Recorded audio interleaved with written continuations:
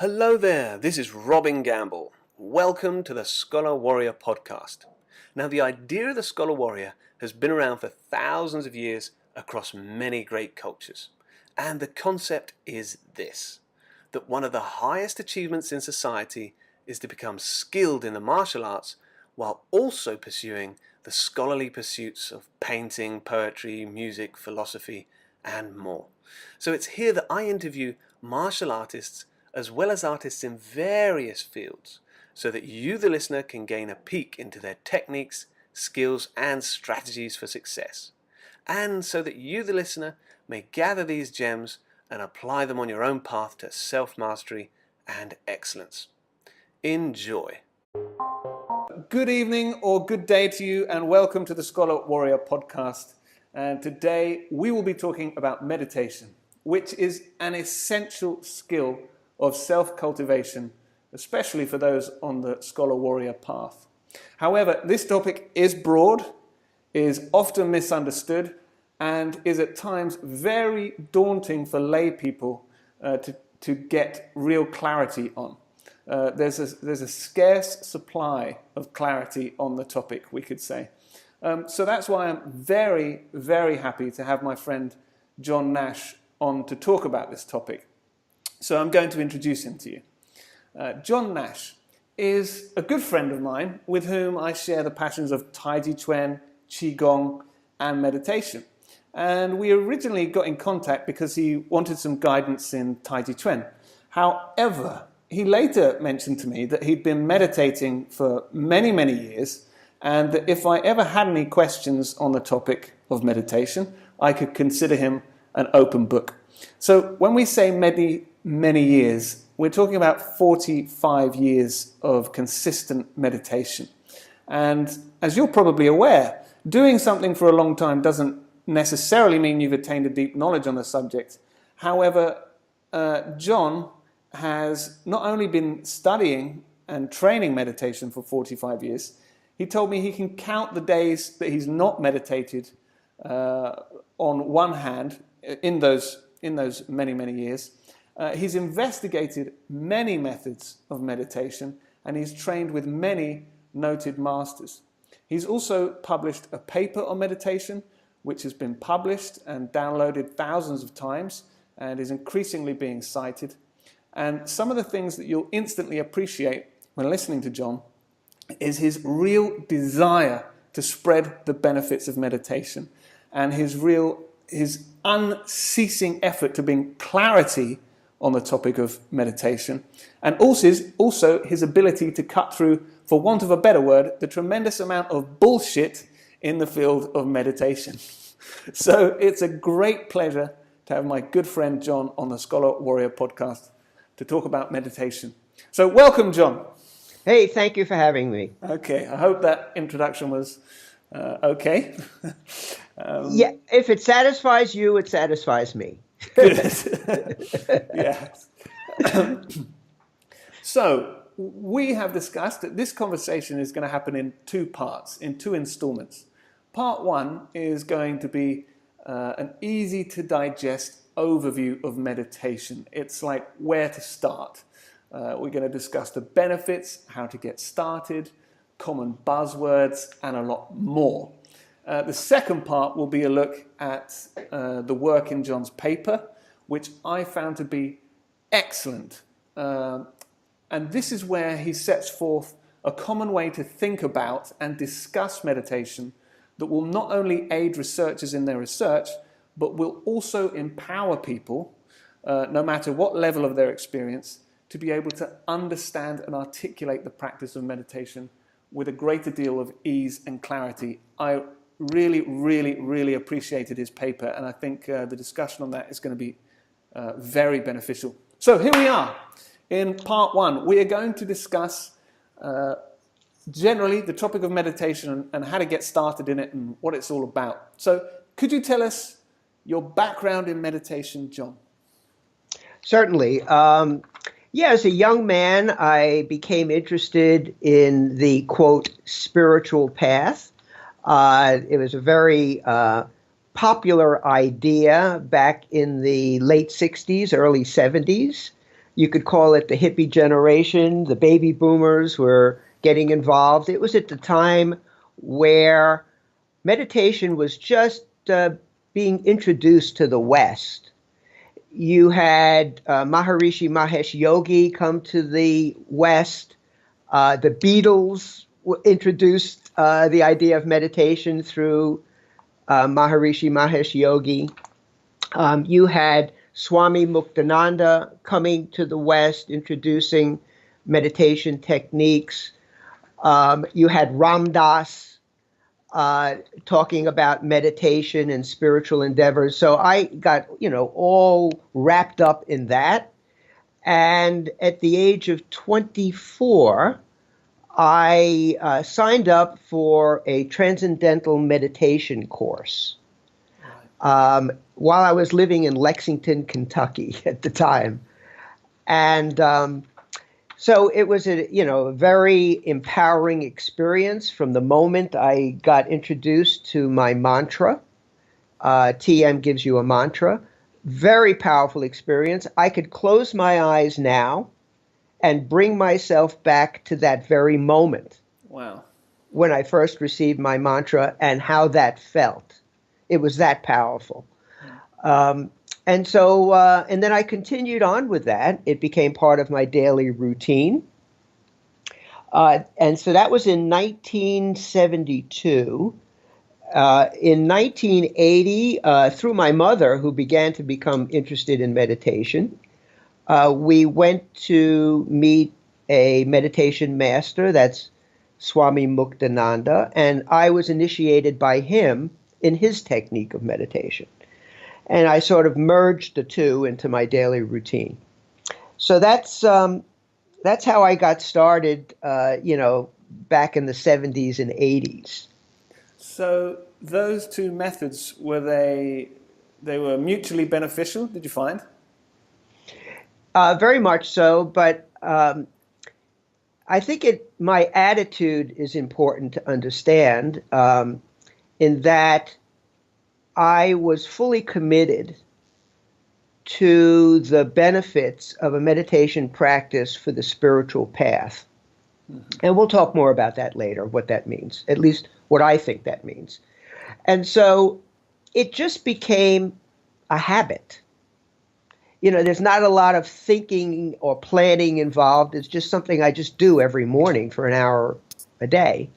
I kind of think of it like brushing my teeth or taking a shower. It's just part of my routine. Yeah, I feel the same way about Qigong. And I remember the first time I heard that analogy, to think about Qigong or Tai Chi as brushing your teeth. And I think it's an effective way to think about it. You wouldn't really? You wouldn't leave the house if you didn't brush your teeth or have a shower. So, gee, I'm disappointed to hear that. I thought I made up that analogy. Sorry to disappoint you. I read it some years ago, and then I found it to be really accurate, because it's like if I go out of the house without doing Qigong, it's in the back of my mind. It's like a program that's still running. Like, you haven't done your Qigong, you're going to have to do something about that. So, would just rather do it before you leave the house, kind of thing. So. Absolutely. It's sort of, I look at it as just incorporating it into your nature. It becomes part of your process of living. And so, with that type of attitude, it's easier. It's a commitment. And I think it's a demonstration of discipline, which is very good in and of itself, to develop, a high level of discipline. So, when you mentioned, John's been doing this for all these years and he hasn't missed a handful of days. I'm kind of upset about those handful of days that I missed. So, I at least this is my attitude towards it, and it's made it easier to stay consistent and stay on the path. Okay. John, why should people meditate? Okay, good question. Well, I could say what influenced me. it's hard to tell other people what to do, but from what influenced me, maybe other people will find that helpful for their own personal journey. And so in my investigation of meditation on the spiritual path, there were a whole host of benefits. So some of them are spiritual, and then others are more secular. So when you hear about meditation today, and you can think about it in a more common, non-spiritual way, we hear of such things as helping to reduce stress, helping to reduce anxiety, other very physical effects like helping to control blood pressure as an antidote for hypertension, for example. So you have some demonstrated benefits that have become part of the popular consciousness of, why to meditate. And I think all of those are great. And if nothing else, those are very useful. When you think about how many ailments, diseases are psychologically based because of anxiety and stress. So if you can reduce that in your life, then there's all kinds of physical benefits that go along with that. And so I would say those are very basic. Do you want to go into some of the spiritual domain as well? Yeah, for sure. And I mean, my next question was short-term, medium, and long-term benefits. So does spiritual fit in there? Is that Sure, absolutely. Now, along with my commitment to meditation, and I think this is a natural process, I became more and more interested in Buddhism and have studied Buddhism for many years. And there's a lot of explanation within the Buddhist teachings about this. So not necessary to think of it as a religion, because Buddhism can also be thought of as just an explanation of the human condition. And certainly meditation is a very important part of Buddhism. So yes, we can look at that, and I'm just stating that these are not my personal ideas, but these are explanations, information that I have learned by reading and practice. So yes, in a short term, and we can tend to look at meditation as, okay, you are setting aside a certain period of time every day for your own self, just for the benefit of your own self, undistracted. Well, that alone has merit. That you could, quote, selfishly devote part of your day just to your own personal advancement, your own personal time. So that's, I think, extremely beneficial. It's sort of like a timeout. Yeah. Because as soon as you enter the world out there, you're pulled in a million directions at once, both internally and externally. And meditation actually prepares you. It's intended to prepare you for the activity of your day. And the way it helps prepare you is that it's a technique that helps you to focus your mind and also helps you to calm your mind. So meditation was invented for a reason.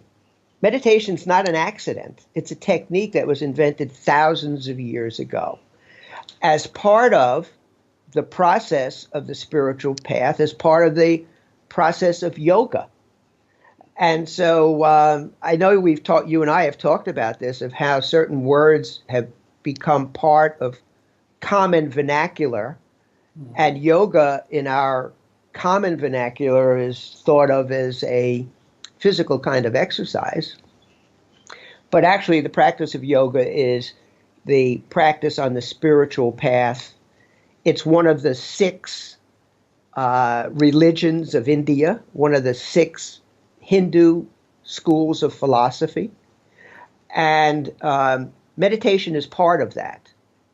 So meditation was seen as an integral part of a process on a path towards spiritual attainment, of self-realization, of enlightenment.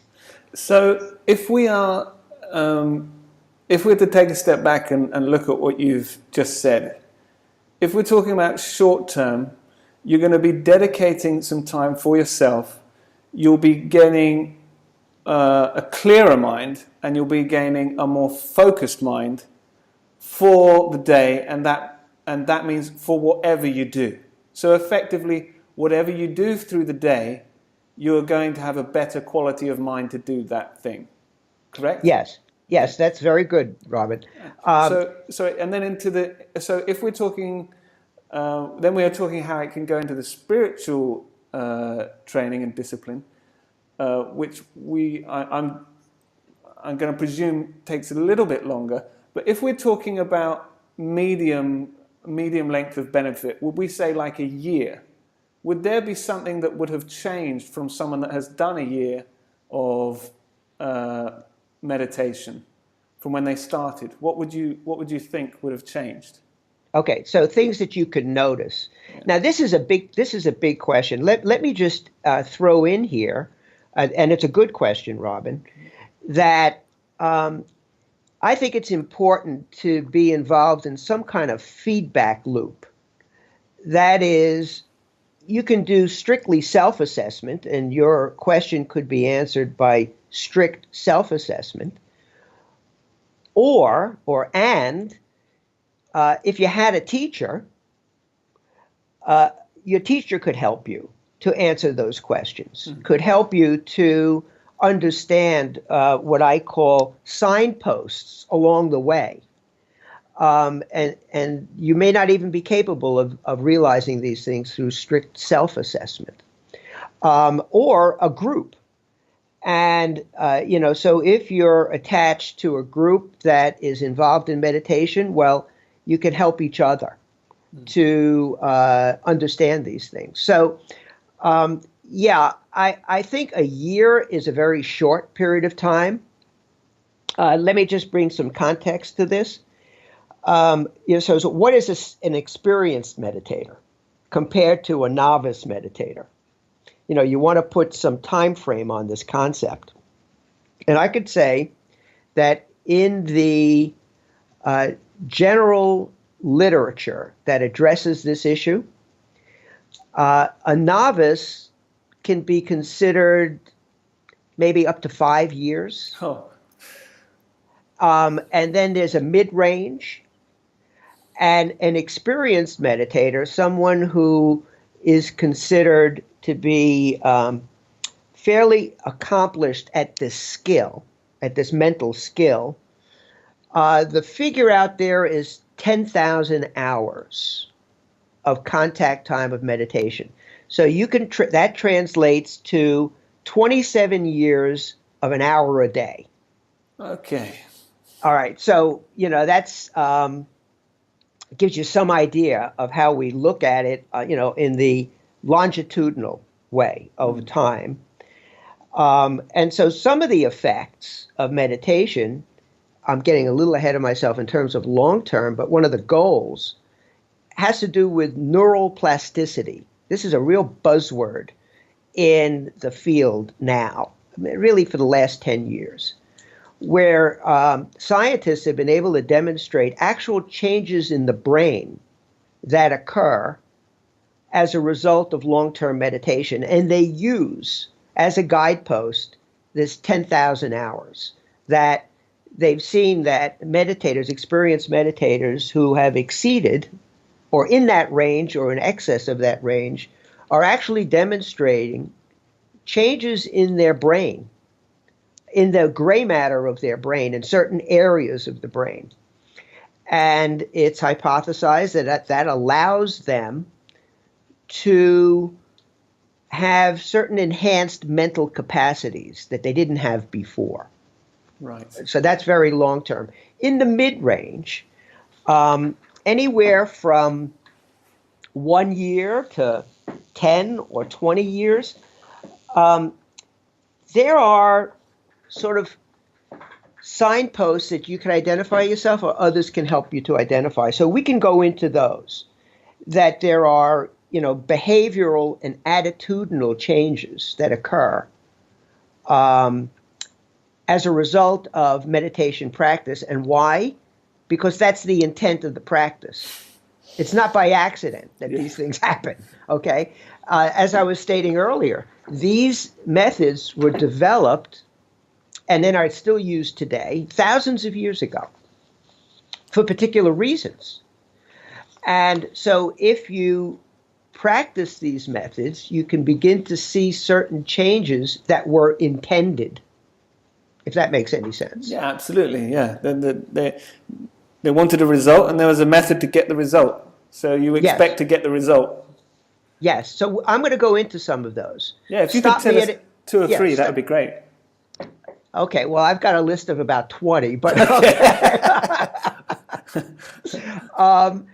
So one of the goals is to attain less of a sense of self, less of a sense of ego.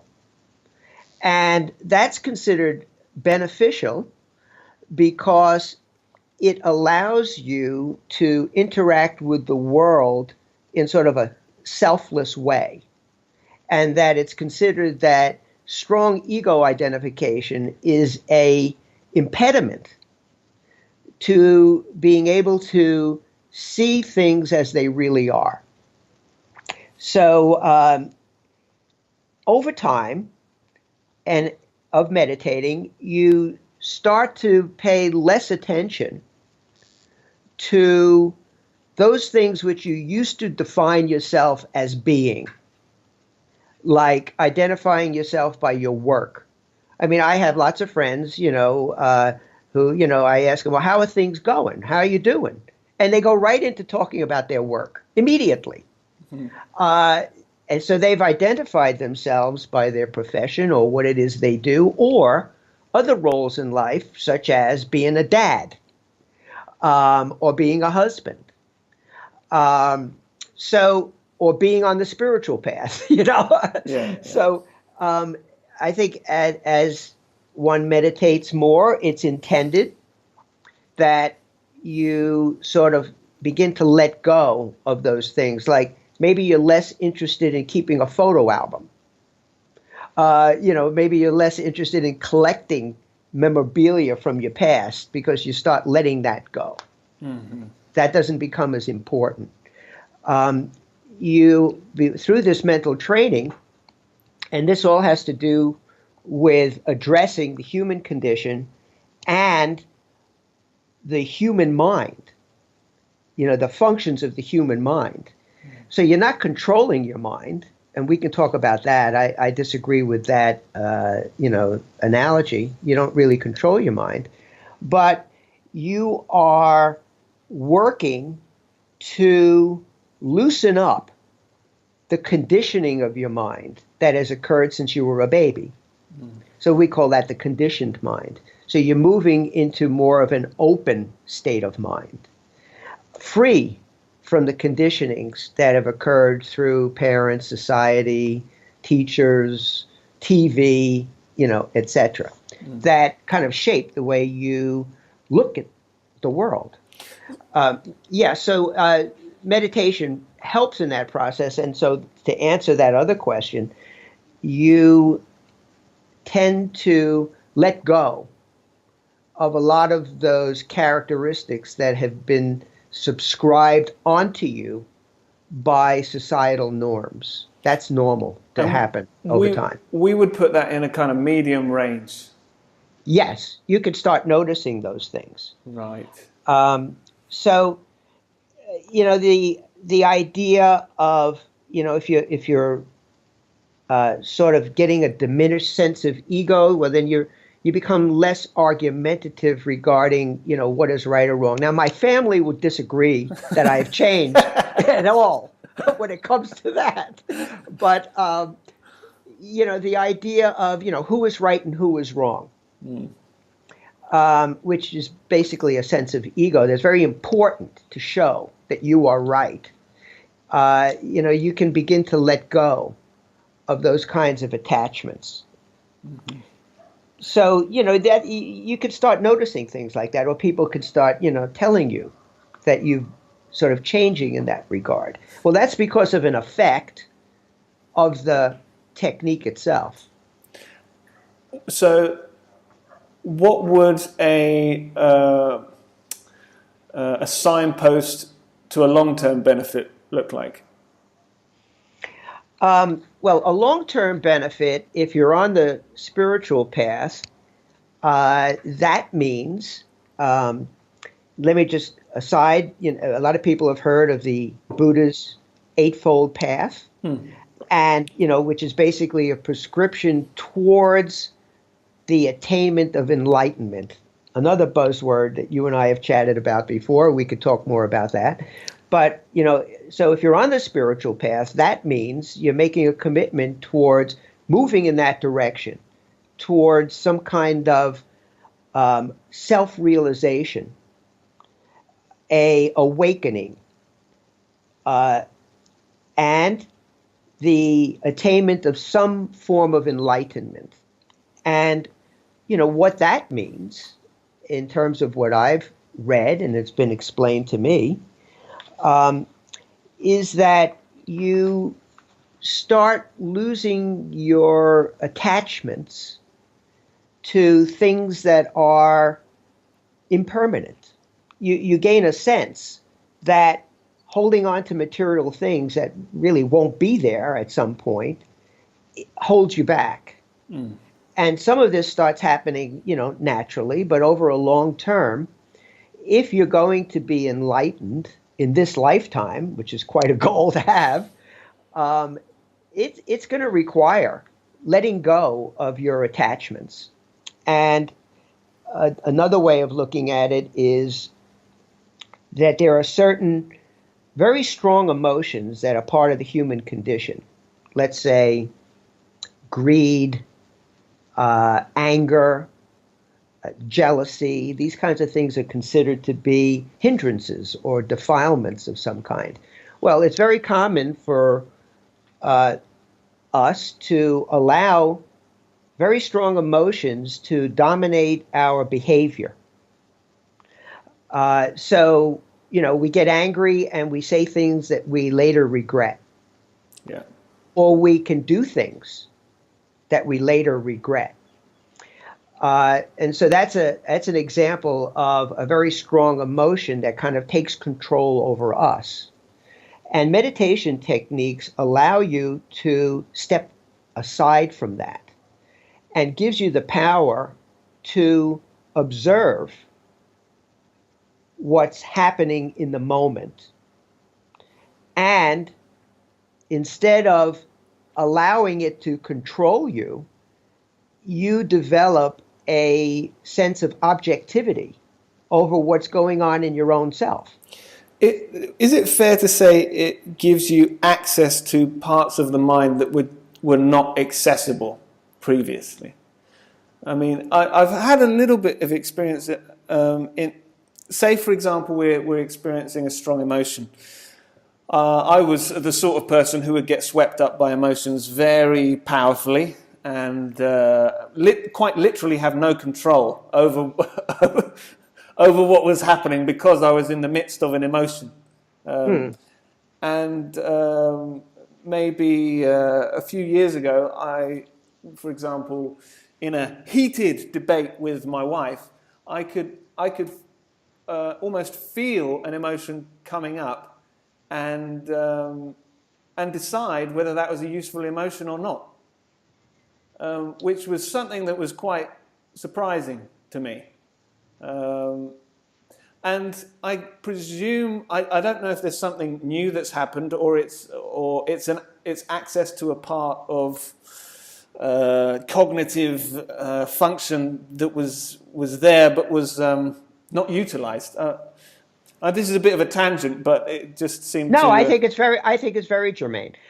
Yeah, I could answer that by talking about the development of a form of consciousness that may or may not have been there, or it Right. may be something that was developed over time, called witness consciousness or metacognition.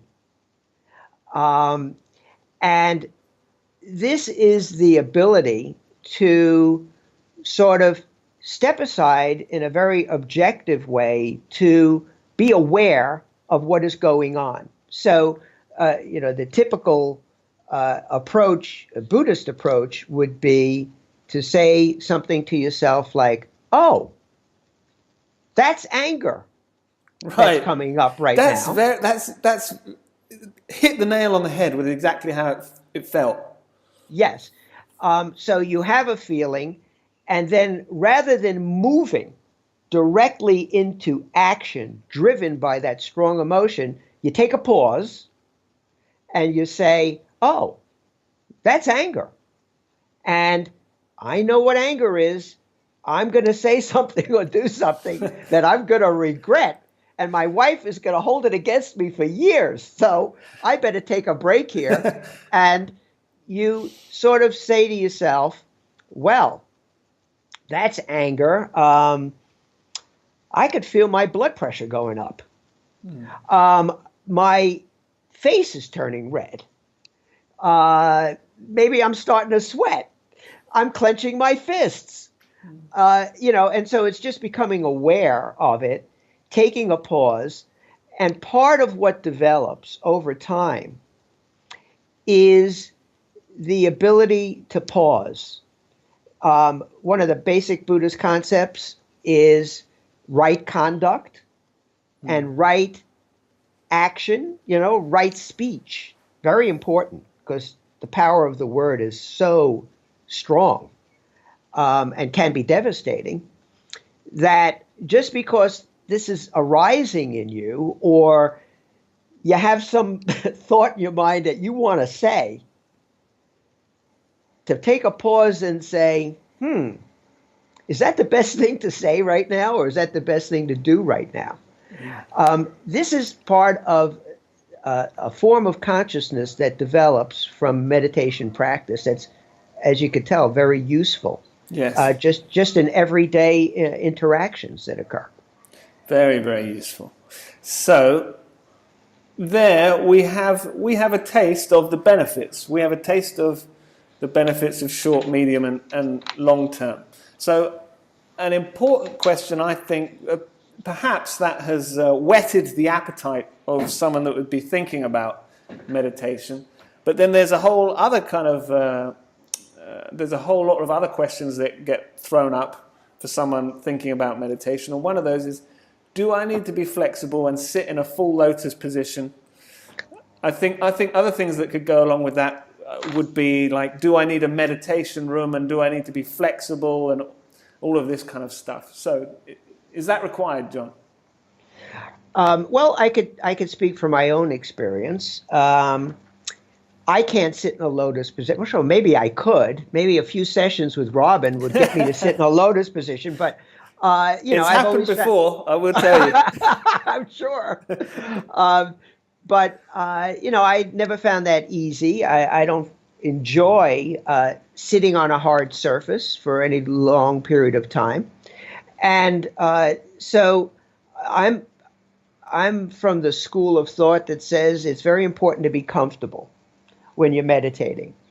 I've learned, and I've had meditation masters tell me, that it's more important for your body to be comfortable in order to meditate comfortably than to try and twist yourself into a certain position.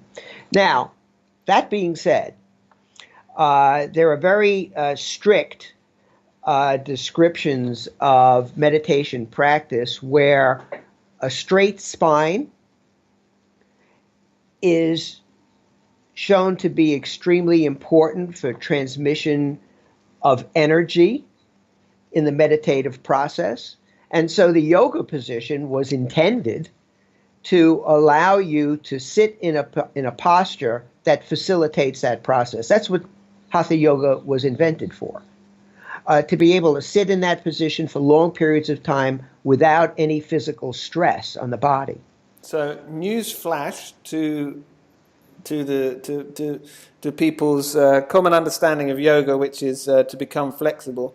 The point of it was, you were saying, John, to prepare your body to sit in meditation. Yes, for long periods of time with, in a particular posture, straight spine, right? So if you can't do that, it's okay to sit in a comfortable chair. Now, again, different meditation techniques, which we'll get into later. But when I learned TM, we went into a room. The lights were turned out. I was sitting in a comfortable chair. My teacher was sitting in a comfortable chair. It's a very small table between us, some flowers on the table. And I was introduced to meditation that way. And I was told, just recreate this environment from this point forward. So I would go into a room, quiet room, turn the lights out, and sit in a comfortable chair. That's certainly acceptable. I met a meditation master who said that it was okay to lie down and meditate. And sometimes I find myself wanting to lie down and meditate. And so I do, comfortably. So I hate to say that there's any firm rule here. If a person would say, I'm really interested in learning how to meditate, but I don't want to make myself sit in a lotus position or sit on a cushion on the floor. I don't want to do that. Oh, okay, fine. Sit in a chair. That'll be fine. So that could potentially be quite liberating for anybody that thinks that that they're going to have to be sitting. They're going to have to be sitting bolt upright in a full lotus. That's not the only way. There are other ways. That's correct. And if a person is interested in learning about meditation, we'll talk about how to do that, how to move forward. Depends on where you wind up and who's your teacher. Now, you might wind up, and I know you've experienced this in different, Tai Chi teachers with completely different approaches. Yep. If you wind up with a teacher who says, no, the only way we can do this is if you cross your legs and sit on a cushion on the floor, that may not be the school for you. Right. But that doesn't mean meditation's not for you. It's just you wound up in a initial situation that didn't match with you. So you keep on going. You don't let that deter you. Aligning yourself with a school or a method that just seems to suit you is very important. Yeah, that is critical, isn't it? Because, people's first experiences, unfortunately, often form their opinion on a whole subject. So if someone goes to a Qigong teacher and they find them to be ineffective, unable to explain anything, they write off Qigong. And the same can happen with meditation. So how should they get started, do you think? Okay. So as I've already stated, I think the teacher is very important. Who was teaching you? That it be credible. When I was doing research about 5 years ago for my paper, I was investigating the definition of meditation, and one of the ways I did that was to access online phone directories in different major cities around the world. And I found hundreds of listings under the term meditation. And, so you don't know what's bogus and what isn't, what's made up and what isn't. It's the same thing with Tai Chi, as you know. I can't speak for Qigong, but, in Tai Chi, there's like made up schools, where a teacher will just put something together and call it and give it a certain name and have students. And maybe it's strayed quite far from the traditional underpinnings of Tai Chi.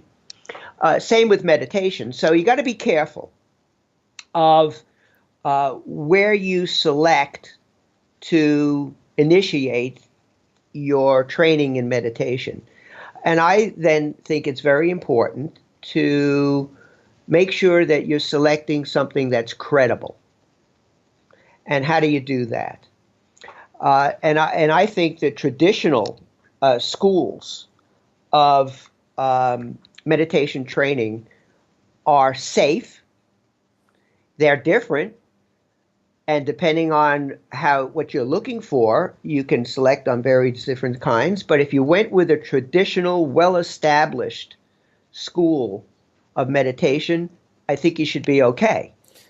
So one would be TM. Now, TM, from what I understand now, is rather costly. I haven't investigated it lately. When I joined up in 1972, it was $40, but I know it's a lot more than that now. So the price may be an impediment for people. But there are TM centers in virtually every major city, certainly in the United States, but in the world.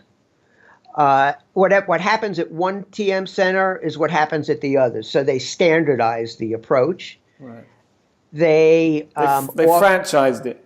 They franchised it. And it all coming from one meditation teacher. It's amazing, actually, that, Maharishi Mahesh Yogi brought this concept to the West, and it's just mushroomed. But standardization is very important so that you could, when you're traveling, you could go into a school or a center and basically get the same advice, same approach as you would get anywhere else. And the support system. So they're not just teaching you and then letting you go. There's other, you come back, you are part of a group, you talk about your experiences, your teacher advises you of what's going on, you go for checkups once a year or once every 6 months, see how you're doing. And they offer a huge, very useful library, compendium of research and information about meditation as a backup for what it is that they're teaching. So all of that is very impressive. So TM, definitely, and if you have the money to do that. TM stands for? Transcendental Meditation. I have met many practitioners of TM, and they undoubtedly describe the benefits. Many lifetime practitioners I've met, and they absolutely love it and stand by the benefits that they get from it. So it sounds like a very good choice. Yeah, TM is credible. And so I could, it's a responsibility when you're recommending, places where people can go to learn meditation. I feel that is something that I take very seriously. I think a credible Zen or other type of Buddhist center, whether it be Theravada Buddhism or Tibetan Buddhism, maybe a monastery, where they teach meditation either on a session or a retreat of some kind, as long as it's credible, real, then I think you're pretty safe with that. Right. And there are different meditation techniques that are taught in those kinds of centers. And I think for beginners, learning meditation of the breath is the best way to start. It's very basic, but very powerful and very useful. The Buddhist term is anapanasati, which is just learning to concentrate on the breath. Excellent place to start. Find a credible center of where to learn that, I don't think you can go wrong with that. Um, Another form of meditation that's been popularized, that there are various centers around the world, is called Goenka Vipassana, also known as insight meditation. Vipassana meditation is an ancient Buddhist technique. Goenka sort of developed it into a particular process. There's other types of Vipassana out there, but this is another one where, regardless of which school or which center you go to, you're going to get the same package. And it's very well done. I have friends who have done it. I have not personally done it, who have been very impressed with it and have incorporated it into their own personal practice. And it is spoken of very highly in the spiritual community. So I would say those three different approaches can work for people. And I think it's important to know if someone is maybe quite religious or something, and then they're going to a Buddhist place, do they have to change their religion? Do they have to become Buddhist? What's your answer to that? That's a great question, Robin. One of the things that attracted me to Buddhism was that it doesn't require you to let go of any other personal religious beliefs or practices that you have. Buddhists would never say, well, you can't be a Christian anymore, you can't be a Jew anymore, you've got to become a Buddhist. You'll never hear that. So a way of looking at this is that you're just going to learn a particular technique, which is a mental training technique that has been around for thousands of years under the rubric of this particular group, whether it be a Zen Buddhist group or a Tibetan Buddhist group or a Theravadan Buddhist group. You don't even have to get involved in any of the other philosophical underpinnings of that. You're just learning a technique from someone who is accomplished at teaching that. Right. So I don't know if that answered the question, but yeah, absolutely. I mean, obviously, I have my my views and opinions, which are pretty much exactly the same. You're just going to learn a technique, and as I don't think I haven't encountered any meditation school which has required you to do anything with your religion. So I would think it's a non-factor, really. Yeah, I mean, if you walk into a place that starts, asking you to convert in some way, turn around and walk out. Yeah, that's an important. I think that's an important point. Yes, I'm glad you brought that up. Yeah. Which brings me on very nicely to the next question. What should someone look for in a teacher of meditation? What would be a red flag? Okay, so we already talked about some of that, where, asking you to tithe 10% of your salary forever. Right. Or I would say an over-dogmatic approach would be a red flag.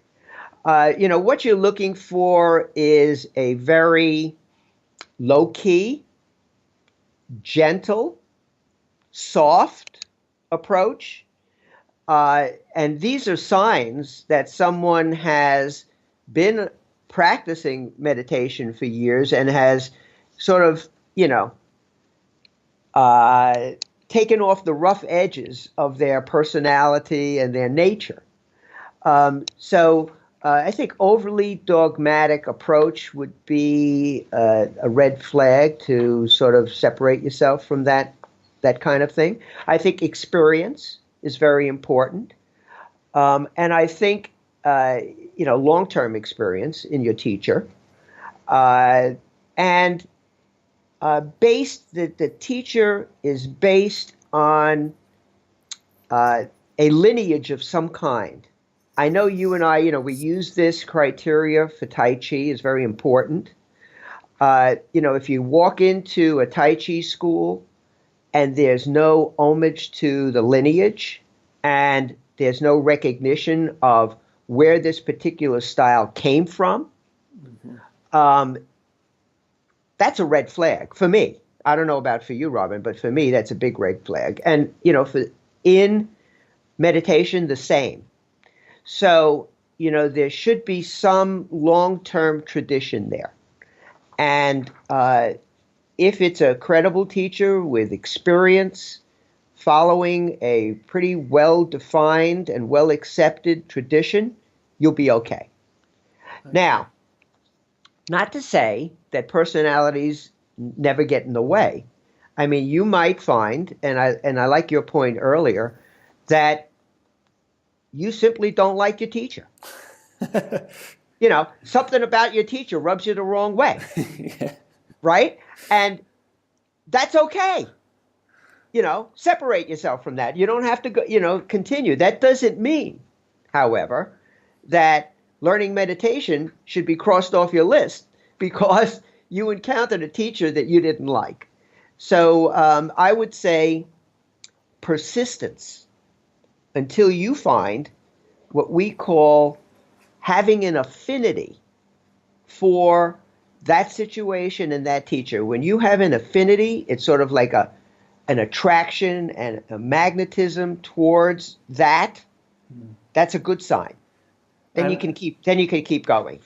And those I don't know about yourself, but how I have felt that has typically been when a master or a teacher is embodying a characteristic that I'm after. So, for example, if you're going into meditation to become calmer, and your teacher is continually furious, maybe that's not going to feel like a click, Right. And if you're looking for more balance in your life, and you find a teacher that apparently has quite a harmonious life, then that's going to feel comfortable, right? Yes. And also, we have our own biases, so even physical appearance could be a turnoff. And yes, after a while, maybe you could overcome those kinds of biases and prejudices. But in the beginning, when you're just starting out to learn this and you feel like it's a self-improvement thing, right? You're going for your own self-improvement. You're looking, I can speak for myself, but what people typically go into this for is something that would be transformative in your life. And by that I mean a life-changing process, right? Transformative. Well, if you start out and you just simply don't like your teacher for whatever reason, that's an obstacle that you don't need in the beginning. So without making any judgments about it, just go by your own feelings. There's a little voice inside that'll say this is good or not. Listen to that little voice. And for whatever reason, if it doesn't seem to be a good fit, keep on going. Okay. Try something else. Yeah. I want to address some buzzwords, John. Words that the people in everyday Western society get thrown at them with no real explanation as to what on earth they are. They have a clue that there's something to do with Eastern wisdom, perhaps, or meditation, but there's no real understanding there. So I want to throw some of these buzzwords at you, and just tell me how you react to them. So, Zen. Okay, this is a good one, because there's a department store called Zen. Yeah. A very and a restaurant. And a restaurant called Zen. Exactly. And so what this signifies is that these words have been incorporated into our Western parlance, our Western vernacular, into common usage, which sort of dilutes its original meaning and intention. And, so we find this in the field of meditation, which we'll talk about more later. So this is very common. Zen, all Zen is the form of Buddhism that developed in China. It's developed in Japan. It's just a migration of Buddhism, and it's in another language. So Zen is a Chinese word. It's a pronunciation of a Chinese word, and it's just Buddhist practice. It's pronunciation of a Chinese word in Japanese, right? Yes. Chan. Chan, right. Right. And the Zen school, as it developed in Japan, has its own particularities, its own approach, its own meditation techniques, and which make it's differing than, let's say, Theravada Buddhism that you'd find in Thailand. Okay, it's just a different approach, and so when you think of the word Zen, you just should think about Buddhism in Japan. Right. That should make it easier. Okay. Mindfulness. Okay. It's everywhere. Everywhere. Mindfulness. This scientific study proves that mindfulness can do blah, blah, blah. You should be incorporating mindfulness into your life. Mindfulness needs to be in the corporate environment. Yes. Well, mindfulness, what are the origins of mindfulness? And I think it's always, my bias, look to the origins. And the origins of mindfulness is a meditation technique, a Buddhist meditation technique, which trains the mind to be aware in the present moment. And that means that it's addressing the nature of mind. The nature of mind, Buddhists describe it as monkey mind, which is the mind to wander, thousands of thoughts a minute, wandering in all different directions, planning, hoping, dreaming, regretting, problem solving, going on and on and on. This goes on. This is the nature of the mind. What mindfulness does is it trains the mind to attend to what is happening in the here and now, and to the exclusion of wandering into the past, wandering into the future, engaging in wishful thinking, what if, or only if, or why me? Why did this happen to me?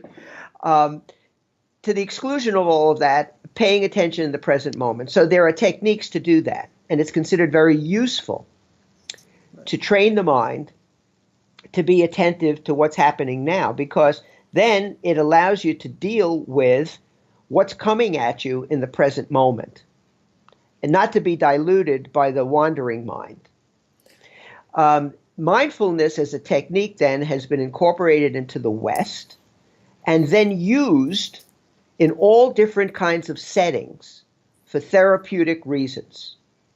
So mindfulness started to be used as a therapeutic method for certain ailments of anxiety,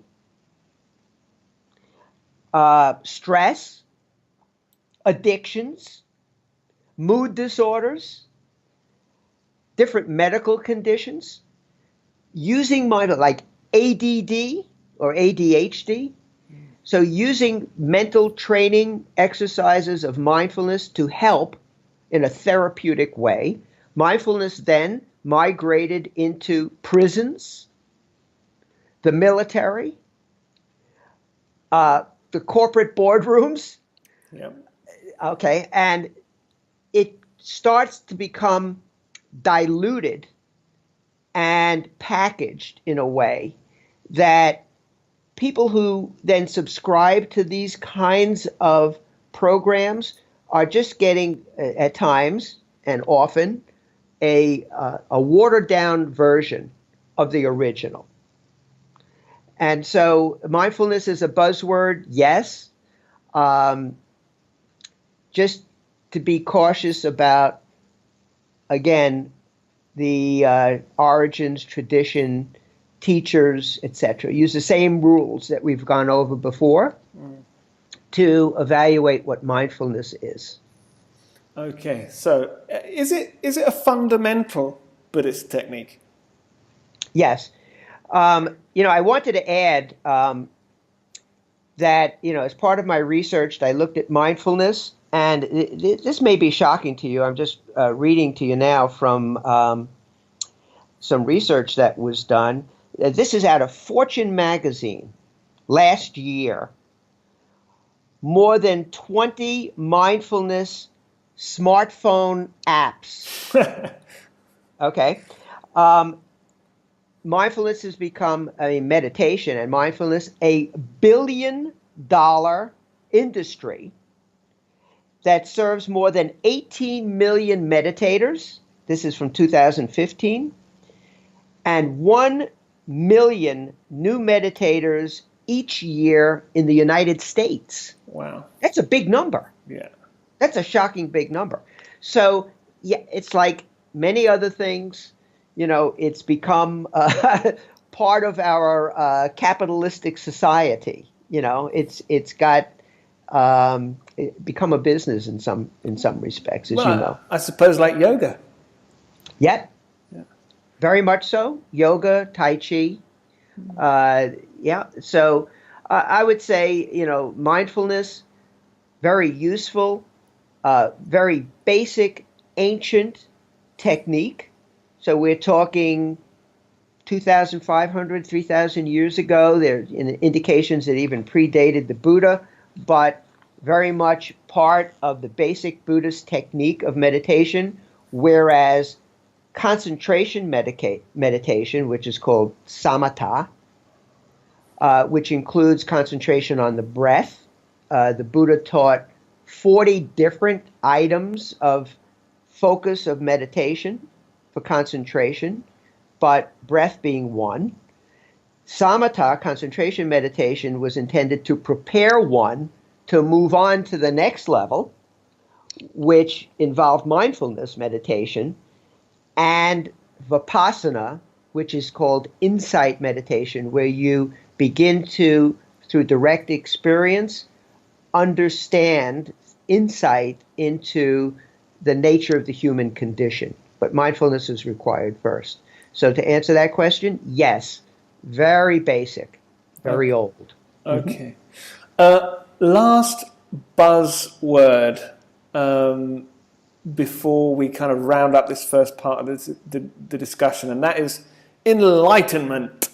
Oh, no, you had to hit me that at That's the end. Straight in the guts.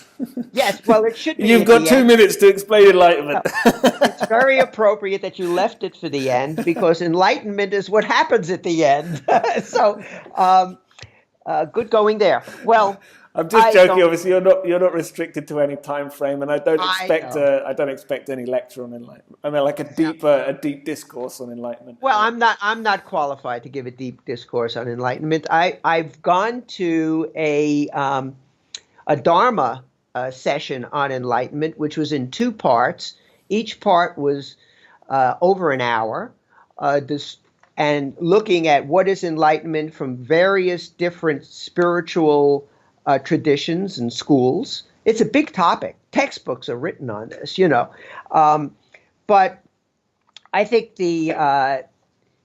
since I mentioned that, you go on the spiritual path to kind of hope for enlightenment, I can give a really quick and dirty explanation from my point of view, which the listeners may or may not find helpful, but I'll give it a shot. I think enlightenment, we have a model of enlightenment because the Buddha was enlightened. So what are the qualities? The Buddha exemplified the qualities of what it meant to be an enlightened being. And if we look at the qualities of the Buddha, we can then say, okay, Well, I would like to have those qualities if I could. Well, there's a process that hopefully enables you to attain those qualities, and those are very well identified in the Buddhist texts. They're called the 10 perfections.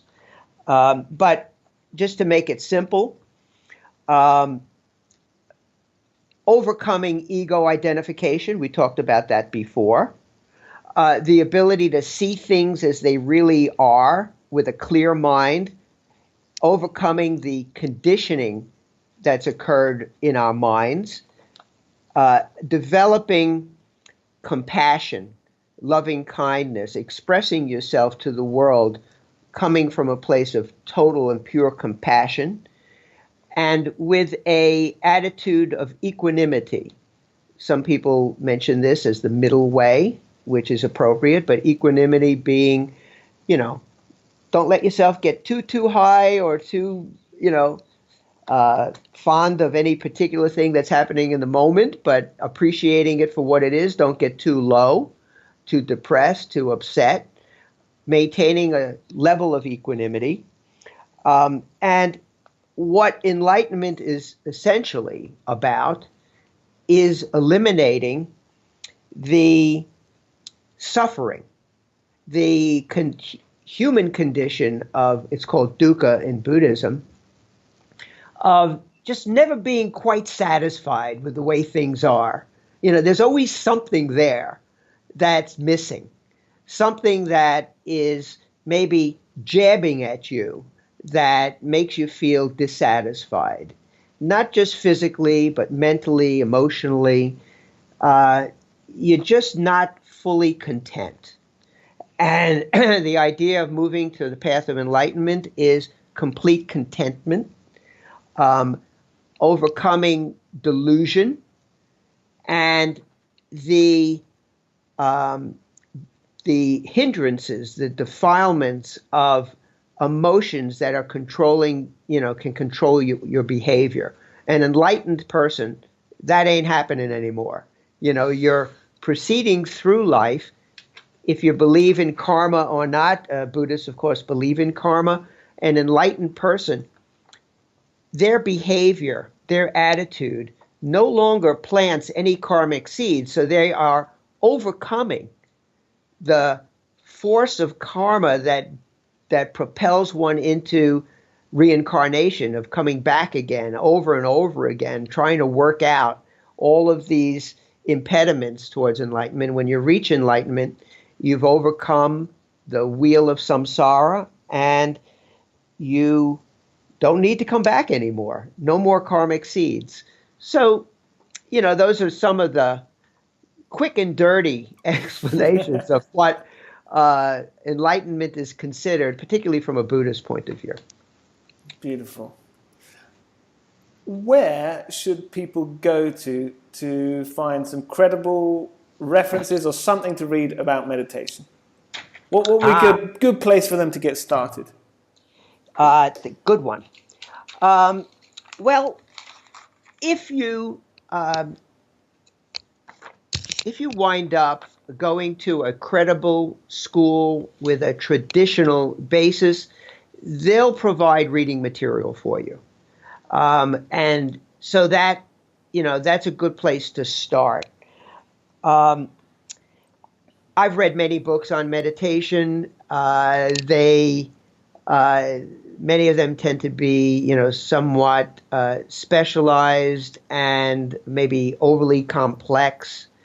For a great overview of what is meditation and what it's not, I will refer your listeners to what is my personal Bible of meditation, and that's called an article written for the Cambridge Handbook of Consciousness, 2007. It's an incredible book, and the article is called Meditation and the Neuroscience of Consciousness, Chapter 19, by Lutz, Dunn, and Davidson. And your listeners could jot that down. I checked. You can Google it. Yeah. And it is open source. You can get the PDF of that chapter, and it'll give you probably more information than you want, but a great overview of the development of meditation over time. So, and that's free. They can just go and download it, and they've got a good place to start. Google meditation and the neuroscience of consciousness, and you'll be able to click on that and get to the PDF, download it, read it on your screen or print it out and read it. I'm old-fashioned, so I like to hold it in my hand and read it, but I have found that, I go back to that many times. I'm really impressed with the work that they've done. Beautiful, Jon. We are going to round off. What does that even mean? We're going to round up. We're going to bring to a close chapter 1 of our talk today. Thanks. That's it. Yeah, that's it. We're going to bring to a close this part, and in the second part, we are going to jump into the paper that you wrote, which is very useful in understanding meditation. The big picture, basically. I think really getting an idea of the big picture of meditation, what is going on with all these different types of methods. So thank you very much for this session. It has been very enjoyable. Thanks, Jon. Thank you, Robin, and as usual, you did a great job. Thanks. Bye now.